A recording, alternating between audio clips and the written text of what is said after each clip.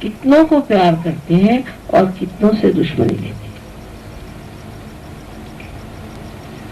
सहयोग में कोई लोग बड़े गहरे बैठ गए, बहुत गहरे आ गए, इसमें कोई शंका नहीं, और बहुत से अभी भी किनारे पे ही डोल रहे, और कब वो फिर जाएंगे कह नहीं सकते, क्योंकि मैंने आपसे पहले ही बताया है कि 1990 साल के बाद एक नया आयाम खुलने वाला है, और एक छलांग आपको मारनी होगी जो आप इस माहौल से उतर करके और उस नई चीज को पकड़ लें। जैसे कि चक्का है, जब घूमता है तो एक बिंदु पे आकर फिर आगे सरक जाता है। इसी प्रकार सहयोग की प्रगति भी सामूहिक होने वाली है, और इसमें टिकने के लिए पहली चीज हमारे अंदर पवित्र होना चाहिए, जो नम्रता से भरा। वैसे तो दुनिया में लोग आपने देखे हैं कि जो अपने को बड़े पवित्र समझते हैं और सुबह शाम संध्या करते हैं और किसी को छूने नहीं देते, ये खाना नहीं खाएंगे, वो आएगा तो उसको कहेंगे तुम दूर बैठो, वो किसी ने छू लिया तो उनकी हालत खराब। ही पागलपन।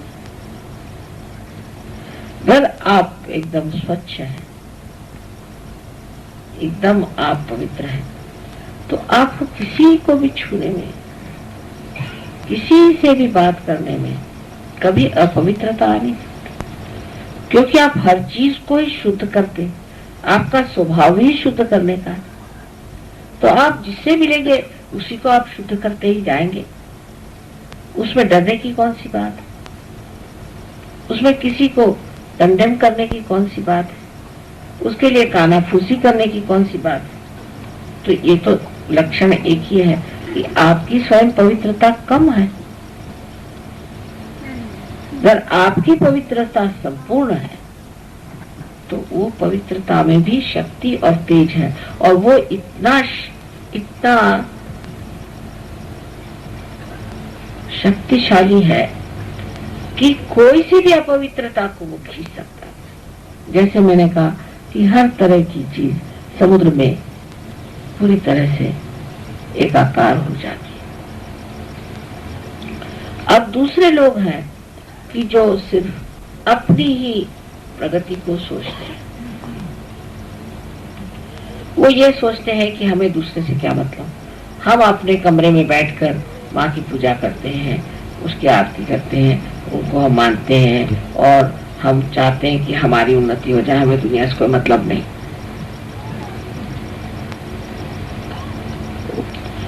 और दूसरों से कटे रहते। ऐसे लोग भी बढ़ नहीं सकते, क्योंकि आप शरीर के एक अंग प्रत्यंग है। समझ लीजिए एक उंगली ने अपने को बांध लिया और कहेगी कि नहीं मैं किसी से और मतलब नहीं मेरा, मैं अलग से रहूंगी, ये तो उंगली मर जाएगी, क्योंकि इसमें रक्त कहां से आएगा, इसमें नस कैसी चलेगी, इसमें चेतना का संचार कैसे होगा। ये तो कटी हुई रहेगी, ये तो छूटी हुई रहेगी। आप एक बार उंगली को बांध के देखिए और 5 दिन बांधे रखिए, उसके बाद आप देखिए कि उंगली काम ही नहीं करेगी, आप किसी काम की नहीं रह जाएगी। फिर आप कहेंगे माँ मैं तो इतनी पूजा करता हूँ, मैं तो इतने मंत्र बोलता हूँ, मैं तो इतना कार्य करता हूँ, फिर मेरा हाल ऐसा क्यों है? क्योंकि आप विगलित हैं, आप हट गए, उस सामूहिक शक्ति से आप हट गए। सहयोग सामूहिक शक्ति है। इस सामूहिकता से आप जहाँ हट गए वहीं पर आप अलग हो गए उस सामूहिक शक्ति से। सो दोनों ही चीज के तरफ ध्यान देना है कि हम अपनी शक्ति को भी संभालें और सामूहिकता में रचते जाएं, तभी आपके अंदर पूरा संतुलन आ जाए। लेकिन बाह्य में आप बहुत कार्य करते हैं। मैंने ऐसे लोग देखे हैं जिन्होंने सहयोग के लिए बहुत कार्य किया और काफी अच्छे भाषण देते थे, बोलते थे। उनके भाषणों के उन्होंने फिर टेप बना ली। फिर लोगों से कहने लगे कि अच्छा आप हमारी टेप सुन। तो लोग हमारी टेप छोड़ के उन्हीं की टेप सुनते थे।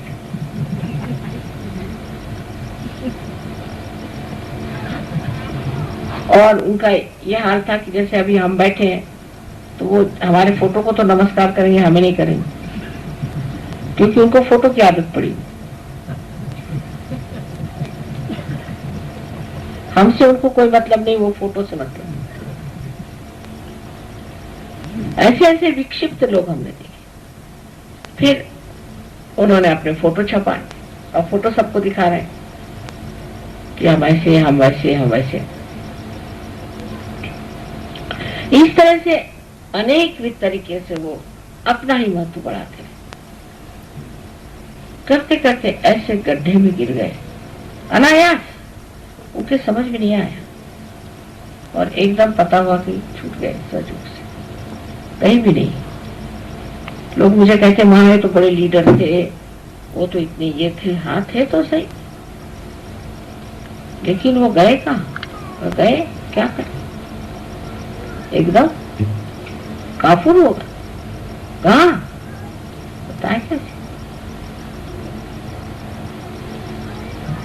तो ऐसे लोग क्यों निकल गए? क्योंकि संतुलन नहीं।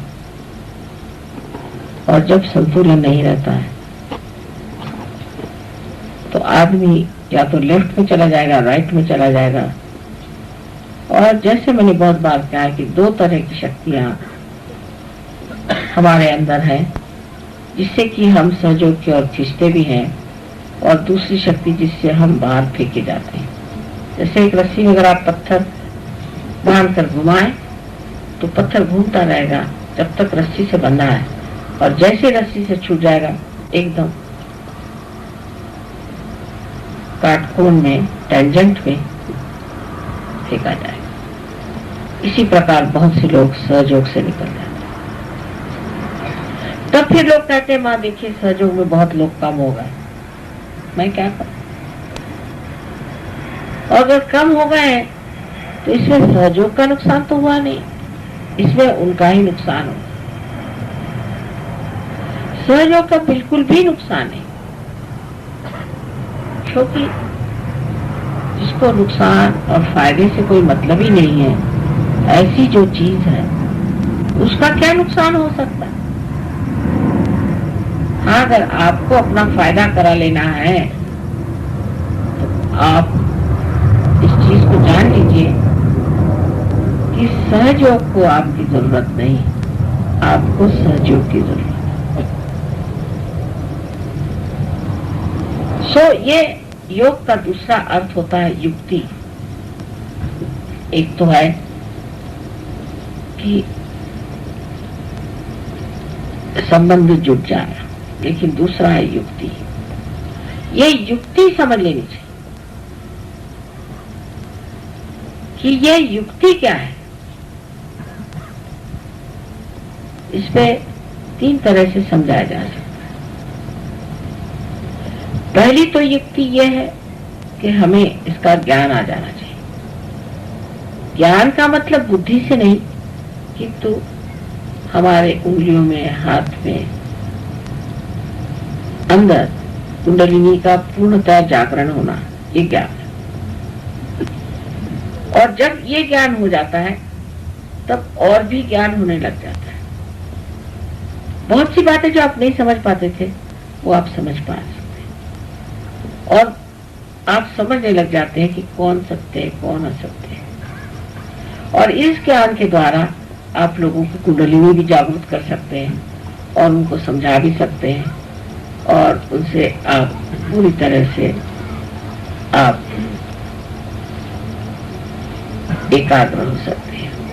उनके साथ आप वार्तालाप कर सकते हैं, बातचीत कर सकते हैं इस ज्ञान के कारण। तो आपको बौद्धिक ज्ञान भी उससे आते जाता है। आप सहयोग समझते हैं, नहीं तो कोई समझ सकता था पहले? ईड़ा पिंगला सुख मन नाड़ी रे, एक ही डोर उड़ाऊंगा, इस तरह की बातें जो करता था कबीर, तो कोई समझता था उसको? नानक की कोई बात समझता था? या ज्ञानेश्वर जी की किसी ने कोई बात समझी नहीं, लाओ त्से की किसी ने कोई बात समझी नहीं। कोई तो भी मिस्टीरियस चीज है, कोई बड़ी गोपनीय बात कह रहे हैं, ऐसे समझ करके लोग रखते थे। लेकिन सहयोग के बाद आप सब समझने लगे, तो आपका बुद्धि चातुर्य भी बढ़ गया, उसकी भी चतुरता आ गई, आप उसको समझने लग गए। ये तो बात ठीक है कि आप उसे समझने लगे, और ऐसी बातें जो अगम्य थी वो भी गम्य हो गई, और सब बात को आपने जान लिया। सो तो एक युक्ति हो गई कि आपने अपना ज्ञान बढ़ा लिया। अब दूसरी युक्ति क्या? वो है कि जो आप हमारे प्रति भक्ति कर रहे हैं, उस भक्ति को भी जब आप करते हैं तब आप अनन्य भक्ति करनी चाहिए। माने आप हमसे तदाकारिता प्राप्त करें। जैसे हम सोचते हैं ऐसा ही आप सोचने लग जाए। आज देर हो गई समझ लीजिए, तो हम भी कह सकते थे भाई हम बहुत थक गए, रात भर के जगह, अब हमारे बस का कुछ नहीं। लेकिन हमने ये सोचा कि नवरात्रि है तो रात ही में करना है, और यही मुहूर्त हमको मिलना था, यही मुहूर्त है, इसी वक्त ये पूजा होनी चाहिए, और ये होना ही चाहिए, तो हमको करना ही। और ये बड़े आनंद से हम कर रहे हैं, जो कि शुभ मुहूर्त यही है, और उस वक्त हमें सज्ज होना चाहिए। उसके बारे में सोचते भी नहीं कि हम थक गए, कि हमने आराम नहीं किया, कुछ भी नहीं। यही मुहूर्त है। जैसे कि लड़वैया अगर रणांगण में गया है और उसने देखा कि अपने सामने दुश्मन खड़ा, यही टाइम उसको मारने का, उसी वक्त उसे मारना चाहिए। उसी प्रकार यही समय है जबकि हमें ये पूजा करनी चाहिए, तो हम बैठे हैं। और आपको भी ऐसे सोचना चाहिए कि यही समय माँ ने बांधा है, यही समय हमारे लिए उचित है, इसलिए हमें इसी वक्त पूजा करनी चाहिए। लेकिन जो आधे अधूरे लोग हैं, उल्टी बातें सोचेंगे। अब हम सवेरे से आके बैठे हैं, हमने ये किया, अभी हमें भूख लग गई, हमने खाना नहीं खाया, बच्चे सो रहे होंगे, तो वो अनन्य भक्ति नहीं हुई, क्योंकि मेरा जो सोच विचार है वो आपके सोच विचार में नहीं है। मैं जैसे सोचती वैसा नहीं सोचती।